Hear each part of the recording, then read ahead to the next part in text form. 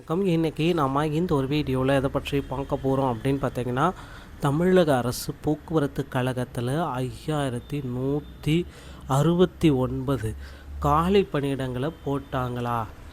2021 இவங்களுக்கு எல்லாத்துக்குமே போக்குவரத்து துறையில் மொத்தம் 5169 காலி பணியிடங்கள் நிரப்பப்பட்டிருக்கு அப்படின்ற மாதிரி சில தகவல்கள் போயிட்டுருக்கு. இதோடைய உண்மைத்தன்மை என்ன, இதில் என்ன இருக்குது, யாருக்கு பணி ஆணைகள் வழங்கியிருக்கு, அந்த 3274 பேர் என்ன ஆனாங்க அப்படின்றத பற்றி எல்லாமே இந்த வீடியோவில் பார்க்கலாம். இனி பணி ஆணைகள் வருமா வராதா என்பதை பற்றி எல்லாமே இந்த வீடியோவில் உங்களுக்கு கிளியர் கட்டாக எக்ஸ்பிளைன் பண்ண போகிறேன். ஸோ நீங்கள் நம்முடைய சேனலை முதல் முறையாக பார்க்குறீங்க அப்படின்னா மறக்காமல் ஒரு சப்ஸ்கிரைப் பெல்லை கிளிக் பண்ணி வச்சுக்கோங்க.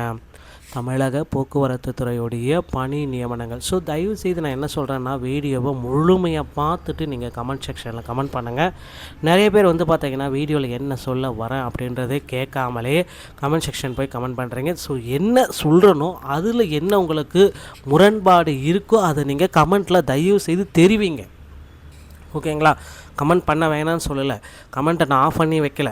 உங்களுக்கு என்ன அதுங்க தேவையாக இருக்கோ, உங்களுக்கு என்ன அந்த சந்தேகம் இருக்கோ அதில் நீங்கள் கமெண்ட்டில் தாராளமாக நீங்கள் தெரிவிங்க. ஸோ தமிழக அரசு போக்குவரத்து கழகத்தில் இந்த 2025-26 5169 பணியிடங்கள் நிரப்பப்பட்டிருக்கு. இதோடைய பின்னணி என்ன?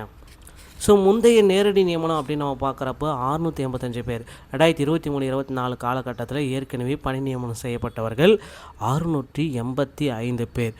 ஸோ இந்த 685 பேர் பார்த்திங்க அப்படின்னா 2023 to 24 பணி நியமனம் செய்யப்பட்டவர்கள்.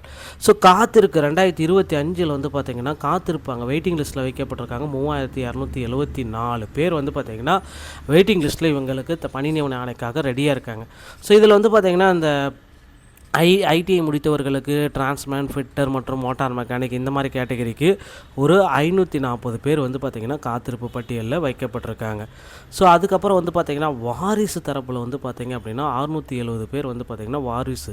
இது எல்லாமே நீங்கள் கூட்டி பார்த்திங்கன்னா இந்த 5169 காலி பணியிடங்கள் நிரப்பப்பட்டிருக்கு அப்படின்றத குறிப்பாக சொல்லிட்டாங்க. இதுதான் தற்சமயம் போக்குவரத்து கழகத்தில் வந்திருக்க சட்ட சிக்கல்கள். இந்த சட்ட சிக்கல்கள் எல்லாமே முடிவுக்கு வந்தன. நியமனம் தொடர்பாக இருந்த நீதிமன்ற வழக்குகள் அனைத்துமே முடிவடைந்து விட்டதால் இனி பணி ஆணைகள் வழங்குவதில் எந்த விதமான தடையும் இருக்காது.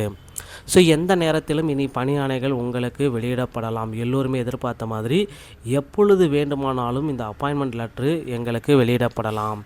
ஸோ எல்லாருமே எதிர்பார்த்தது என்ன அப்படின்னா, அந்த 3274 பேருக்கு பார்த்திங்கன்னா அப்பாயின்மெண்ட் லெட்ரு எப்போ சார் எங்களுக்கு வெளியிட போகிறாங்க அப்படின்னு கேட்குறீங்க. ஸோ இன்னும் சில தினங்களில் கண்டிப்பாக வெளியாகும். அது ஒரு வேளை வெளியாக்கப்படவில்லை என்றால் அதற்கு பிறகு எலெக்ஷன் வந்துடும். ஸோ எலெக்ஷனுக்கு பிறகு தான் உங்களுக்கு பணி நியமன ஆணைகள். 3274 பேர் தேர்வர்களுக்கான பணி நியமன ஆணைகள் இன்னும் சில தினங்களே உள்ளது. அடுத்த வாரத்திலோ அல்லது எதிர்பார்க்கப்படுகிறதுங்க. ஸோ இந்த பிப்ரவரி டெட்லைன், இதான் டெட்லைன். இதுக்குள்ளார உங்களுக்கு அப்பாயின்மெண்ட் ஆர்டர் வந்தால் மட்டும்தான், இல்லைன்னா உங்களுக்கு அப்பாயின்மெண்ட் ஆர்டர் வராத வாய்ப்பே இல்லை. ஸோ பதற்றப்பட தேவையில்லை. இவ்வளவு நாள் டிரைவர் சொந்தங்களே நம்பி இருந்தீங்க, இன்னும் கொஞ்ச நாள் நம்பி இருங்க. இந்த மொத்த எண்ணிக்கையில் பணியிடங்கள் சேர்க்கப்பட்டுள்ளதால் தேர்வர்கள் அச்சைப்பட தேவையில்லை. நம்ம குறிப்பாக தகவல்கள் எல்லாமே குறிப்பாக சொல்லிகிட்டு இருக்காங்க. ஸோ டிஎன்பிசியோடைய தகவல்கள் அடிப்படையில் பொறுத்த வரைக்கும் அது எப்படி இருக்கோ அதே பேஸ் பண்ணி தான் இந்த டிஎன்எஸ்டிசி நடத்தப்படுது. ஸோ அதனால் டிஎன்எஸ்டிசியை பொறுத்த வரைக்கும் நீங்கள் எல்லாருமே எதிர்பார்த்த மாதிரி பணி நியமனங்கள் தொடர்ந்து கொடுக்க போகிறாங்க. ஸோ தயாராகிக்கோங்க. Medical fitness certificate, police verification எல்லாமே எடுத்து தயாராக வைத்துக் கொள்ளுங்கள். போக்குவரத்து கழகத்தில் புதிய அறிவிப்புகள் விரைவில் வெளியிடப்படலாம். இந்த தகவல்கள் உங்களுக்கு பிடித்திருந்தால் நீங்கள் நம்முடைய சேனலோடு இணைந்திருங்கள். மீண்டும் ஒரு நல்ல தகவலோடு நான் உங்களை சந்திக்கிறேன். நன்றி, வணக்கம், தேங்க்யூ.